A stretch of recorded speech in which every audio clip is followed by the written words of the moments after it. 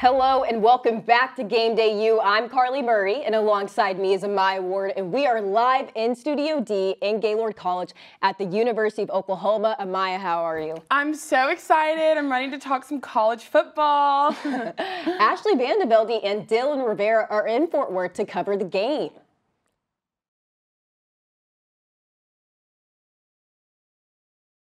The Sooners lost against Kansas State. Last Saturday was a rough one for the Oklahoma Sooners. They fell behind 14-0 with 5.5 minutes left in the first quarter. But not too long after that, Dylan Gabriel finds Theo Weiss out in the open and throws a 56-yard touchdown pass to get the Sooners on the scoreboard. In the second quarter, Dime Time shows off his arm talent and throws a deep ball right on the money to Marvin Mims. Kansas State quarterback Adrian Martinez runs in his second touchdown of the night. At the half, Kansas State led 24-17.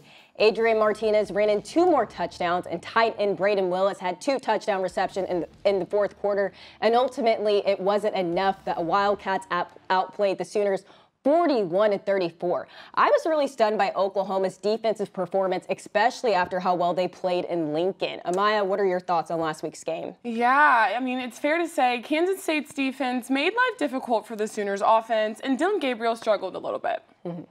Today, Brent Venables and company face Sonny Dykes and his Horned Frogs, and our very own Dylan Rivera and Ashley Velde are on site for the game. But first, what did y'all think of last week's game? Yeah, Carly, we are at M&G Carter Stadium. Dylan Rivera, Ashley Velde. We're excited to be here, but before we get into today's game, we've got to look back at last week's game. And for me, it was the play at defensive line that struck me. They could not tell you what fabric Martinez's jersey was this week because they could not get a hold of him. Obviously, that may be a testament to K-State's O-line or maybe their quarterback play, but either way, Sooner fans are obviously going to be hoping for better play up front defensively. Definitely, Dylan. And what struck me about last week's game was how well Kansas State played. It would have nearly been impossible for the Sooners to prepare for this Kansas State team. While they did look rough, Adrian Martinez had the best game of his collegiate career, admittedly, completing 382 total yards and 5 touchdowns. Just incredible numbers there from the quarterback. So hopefully the Sooners can bounce back this weekend.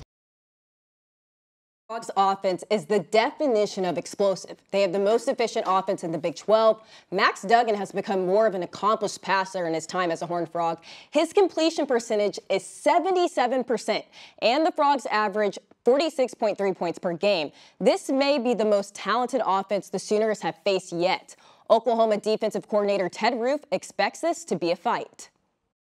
A high-powered offense that's averaging, I think, 46 points and over 500 yards a game.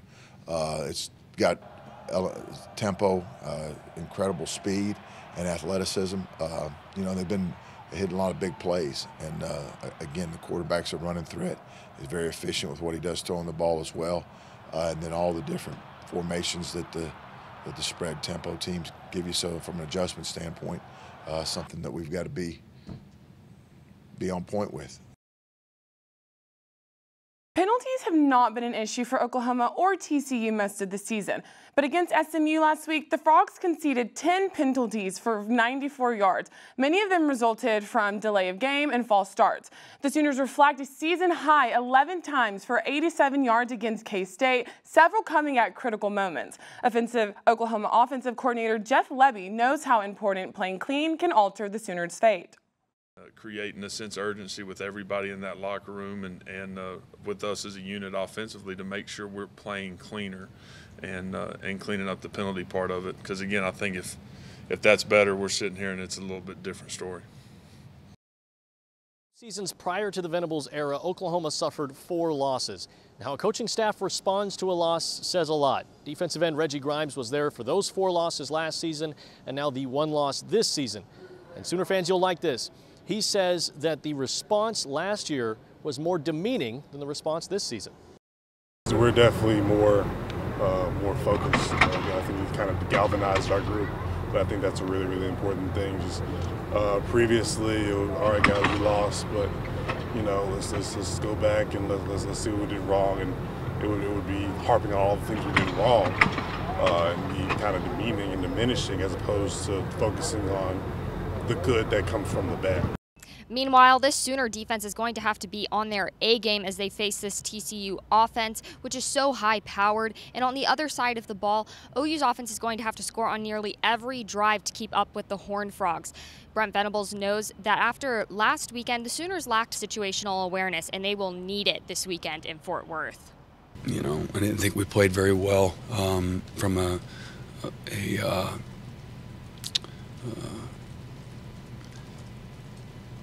you know, just having, you know, situational awareness. You know, didn't think that we did a great job of that. Again, there's a level of anticipation when you know the situation, and I just didn't think we put it all together for whatever reason. Game Day use Addie Crawford has a unique story for us this week. Addie? Yeah, Carly, unique is a great way to put it. When we come back, I'm going to show you something really, really cool. You don't want to miss it.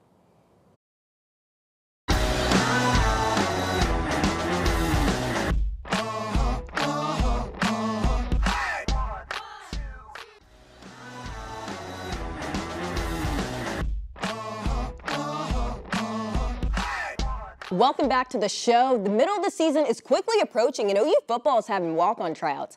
Addie, I heard you have some potential candidates.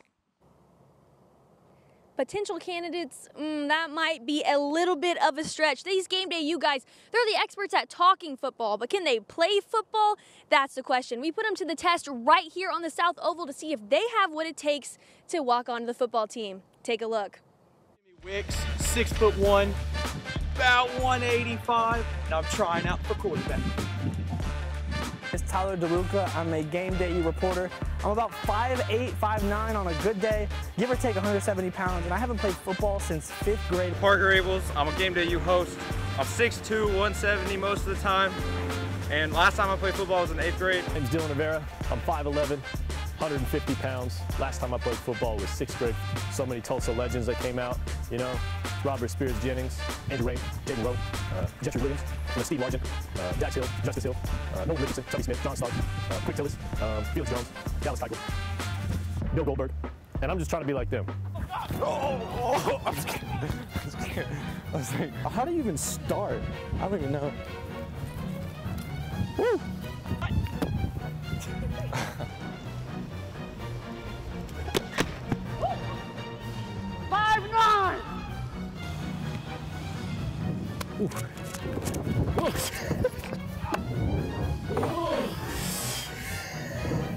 Go! False start. I'm not tired at all either, so we're gonna do it again if I need to. Coach Venables, watch out for me there. You see that, Reggie? No, I didn't. I thought I had a pretty good performance today. I don't think this ground is far enough for me to really show my arm talent. I definitely have some tape from my huddle account that I will be promptly sending to Coach Venables himself. Make the team? Yeah, you know, they didn't put us through any O-line drills, and clearly, like, that's what I'm best fit for. I mean, watch my step. See? I think I'm gonna be expecting a call from Coach Venables after this. Parker, you know this wasn't real tryouts, right? What? In just a few weeks on October 19th at 4 p.m. in the Everest Training Center. But I'm going to let you guys be the judge. You think these 4 Game Day U guys are making the team? Wait, actually, I have a 5th Game Day U guy right here. Okay, Michael, let's go. All right, back to you guys at the desk. Well, if I'm Venables, I'm not taking any of those guys. Well, Sooner fans were shocked when wide receivers coach Cale Gundy resigned in August. In a Twitter post, he said he used a racially charged word multiple times. Assistant wide receivers coach Ladainian Washington got the opportunity to step up and fill Gundy's shoes. Game Day U's Jimmy Wicks has more on Washington's transition. Ladainian Washington joined this coaching staff in January of this year, but following the resignation of Cale Gundy, he was thrusted into the leader of the wide receiver room. And this is one of the best groups in the country with the likes of Marvin Mims, Theo Weiss, and Jaleel Farouk. But Washington has already made a strong impression on the group and head coach Brent Venables. So, I don't know, you know, he's just going to have to be the man in charge, and but he's done a great job. Like, he's very comfortable in that role. Just got a real knack and very natural from a leadership standpoint. Got a lot of toughness to him, He's got a bright light inside of him. He's full of life, and but he's very convicted about who he is as a coach and the relationships that he's built, which I think is critical. Not only is he using his experience as a 4-year letter winner at Missouri and NFL resume, he's using his motivational speaking and leadership to push this wide receiver core for the rest of the season. Yeah, sort of. It works out in different ways, but I feel like we didn't really need nobody else just to force us to bring that rhythm out. Because, we practice so hard, but I definitely say we're hitting strides for sure. This OU squad is already seeing results from the preseason coaching change, with OU being in the top 3 in receiving yards, touchdowns, and yards per catch this season. Reporting from Gaylord Family Memorial Stadium, Jimmy Wicks, GameDay U. Ladainian Washington has done a phenomenal job with this wide receiver group. He said he's been around a lot of great coaches and he's taken what he likes. He said he asked himself, how could I be the best coach for my guys on and off the field?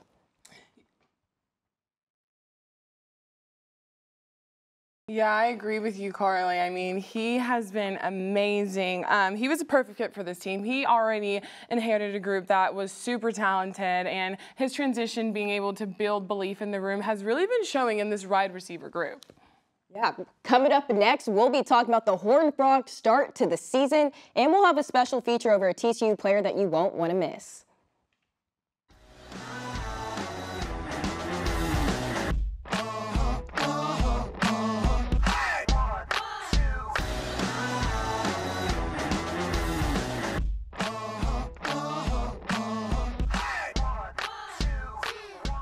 Welcome back. The Sooners face a hot TCU team today. It's Sonny Dykes' first year as the Horned Frogs head coach, and his offense is off to a great start. Dykes is the first Frogs football coach to win his first 3 games since Francis Schmidt did it in 1929. Of the 12 FBS programs in the state of Texas, TCU is the only one remaining unbeaten. Yeah, TCU doesn't make many mistakes on offense. So let's talk about their pass defense. The Frogs are ranked 116th in the nation in passing yards per game. With how poor TCU is at defending the pass, the Sooners' offense will need to be ready from the get-go. Yeah, well, we talked a lot about the history of the OU and Nebraska rivalry, and we talked about the recent successes of Kansas State against OU. But what about TCU? Well, since joining the Big 12 in 2012, they have won 1 game against the Sooners. 1. The Sooners are 10-1 against TCU, but obviously a coaching change on both sides. That could change today. That's right, Dylan. We might see that streak snapped. What's going to be so crucial for this OU team is being able to respond on the fly to this TCU offense that is so high-powered and not put so much pressure on the defense. The Sooner offense is going to have to be able to score on every drive and maybe not go as fast as we've been seeing them. Look good, feel good is a phrase we know all too well. And for a TCU quarterback, his swag and style is important to him on and off the field. OU Nightly's Kinsey Iserman went to Big 12 Media Days back in July and got an exclusive interview with Trevius Hodges-Tomlinson. Look good, feel good, play good. This statement rings true for TCU quarterback Trevius Hodges-Tomlinson, and I got the chance to talk to him about his unique style. I'm a fly guy. I like to look good, and, as long as I'm looking good, I'm feeling good. I feel good, I play good. I play good, they pay good. So. I love it. I love it. So how do you keep that energy? Obviously, you can't wear sunglasses on the field. How do you keep that same swagger, I guess, on the field? I got a swag about myself.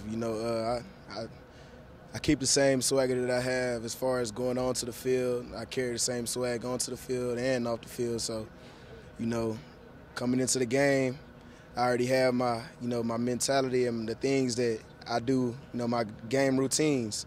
And so, once I come onto the field, I have my sleeve on, the same sleeve that I wear every game, the one sleeve on the right side, and then I got my visor on, whether it's tinted or whatever it is, that's my swag. So. Not only does style influence his life, but his grandma and his mom play a big influence as well. On the way there, I listen to something that, brings back memories of how my younger life was, growing up, with a single parent and everything like that, and just remembering everything that my mother said to me growing up as far as her wanting me to be the greatest. And then also my grandmother, her past tense, I've heard telling me that I was going to be a superstar someday. And so I've always thought about those type of things going into the game. If you're ever wondering what the next fashion trend is, next time you might want to watch Trey step off the bus. Kenzie Iserman, OU Nightly. Now let's take a look at the Big 12 today. I'm most excited for Kansas versus Iowa State. I still can't believe Kansas is unranked. They're 4-0, and they play in David Booth Kansas Memorial Stadium, and the Jayhawks finally have a home field advantage. Okay, last week against Duke, Kansas had a sellout crowd. That's their second time doing it in the last 13 years, and that's their first sellout crowd since 2019. I'm interested in seeing this West Virginia on the road to Texas game. The road team in this series always has the upper hand, and I'm just interested to see on who's going to break this streak between the two. Into some of that Big 12 action, Dylan. I'm going to start off with Oklahoma State and Baylor in a ranked matchup. Now, Oklahoma State is undefeated while Baylor has one loss on the season to BYU, but I'm giving this one to the Bears. It's in Waco, so I think that they're going to be able to pull it out. Well, how about Texas Tech and Kansas State, right? Texas Tech pulled off the upset against Texas last week. Kansas State, as we know, escaped Norman with a victory. Going to be interesting to see these teams go head-to-head and how they fare against each other. Maybe one team celebrated a bit too much this week. We'll find out. Carly, back to you. Don't go anywhere. Up next is the OU Breakdown. We'll be discussing what to look for in today's matchup against OU and TCU.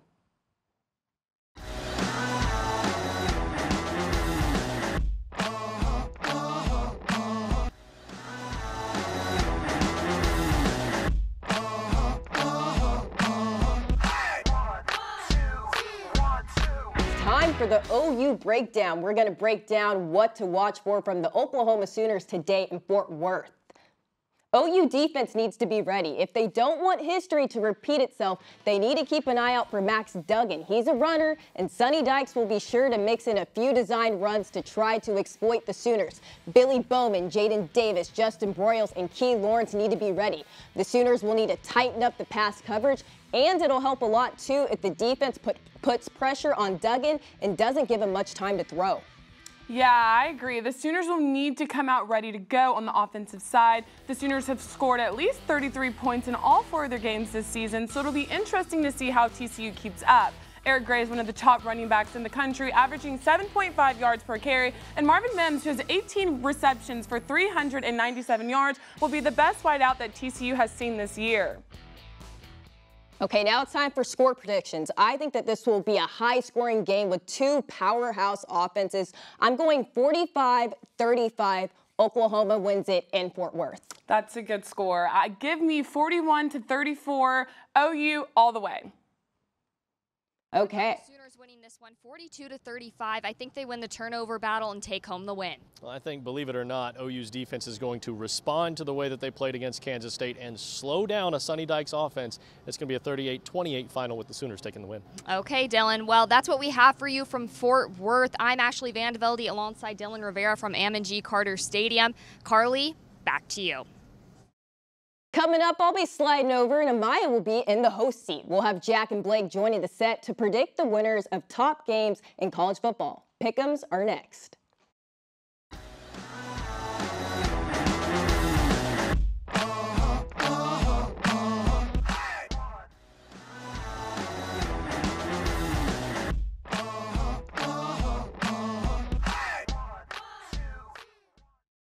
Welcome back to Game Day U. Carly and I are now joined with Jack Horan and Blake Mullen. Is everyone excited to make some picks today? Very excited. Well, starting off, North Carolina State is headed to face Clemson. Can the Wolfpack pull off an upset, or will the Tigers tie the longest home-winning streak in the ACC history? I'm going with the Clemson Tigers. Their defense has obviously struggled with the departure of Britt Venables and co., but that offense is still dominant.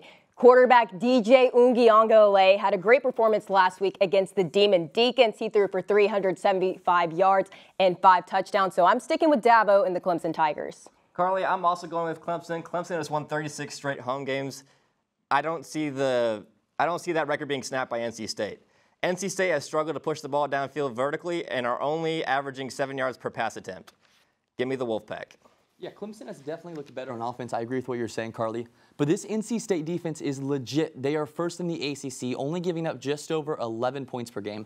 And let's look at the other side of the ball. What happened last week when Clemson faced a good QB? Sam Hartman lit them up. Devin Leary will do the same this week. Give me the Wolfpack on the road. Nice, nice. Good picks, guys. The number 7 Wildcats are headed into Oxford to face the Rebels for an SEC showdown. Who you got? I'm saying hotty toddy, and I'm going with the Rebels. Lane Kiffin has one of the best offensive minds in college football. Last week, the Rebels had 469 total yards of offense, so I'm trusting Lane Kiffin. This Kentucky team is already battle-tested, unlike Ole Miss, as they beat the then number 12 Florida Gators in the swamp. Kentucky's defense is ranked 15th in passing yards allowed and are only giving up 163 yards per game. Give me Kentucky. This is the first time these teams have played ranked since 1958. This is going to be a very exciting game in Oxford, but I like Kentucky. I like Marky Mark and crew as well. Chris Rodriguez Jr., he is coming back from suspension. He rushed for over 1,300 yards and 9 touchdowns last season. I love the physicality he brings for this Kentucky offense. Give me the Wildcats on the road. And the Sooners are looking to bounce back on the road to Fort Worth. Can the Sooners make a comeback, or will TCU gain its first conference win of the season? TCU's defense is not the same without Gary Patterson. I'm picking the I'm picking the Oklahoma Sooners against TCU's defense. OU is going to take their frustration out on the Horned Frogs after a disappointing game last week. Give me OU. TCU has the worst pass defense in the Big 12. Dylan Gabriel and Marvin Mims are going to light them up today. Give me the Sooners big on the road. Thank you so much for tuning in to Game Day U. For Carly Murray, Jack Horan, and Blake Mullen, I'm Amaya Ward.